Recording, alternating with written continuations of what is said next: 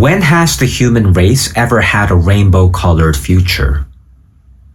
And I know a lot of people might argue that our parents and our grandparents' generation had it much easier in the past because at least they were able to afford a house in the city by working a single job diligently, right? But anything you see in retrospect looks so easy and clean, like the road was always so obvious from the beginning. But it actually wasn't, right?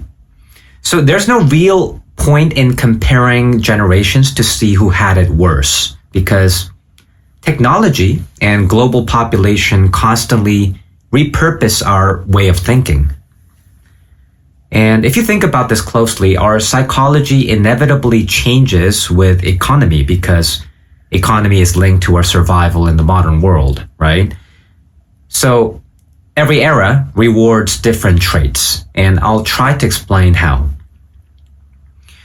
So for example, having a warrior mindset with extreme honor, extreme valor is not as important anymore in this day and age, but it was highly valuable in feudal societies like the medieval era, right?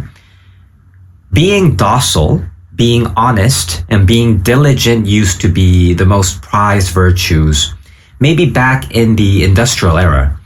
But this is no longer true in the modern world, driven by attention and fads and trends. So, in summary, what used to work in one period might become a complete contradiction in the next. And Hegel calls this the dialectic of history. And we can see a clear example of this today as well. 20 years ago, going to college was an essential process for younger people to get a job, to afford a house, things like that. But today, with AI and an oversaturated economy, education doesn't really mean a thing anymore.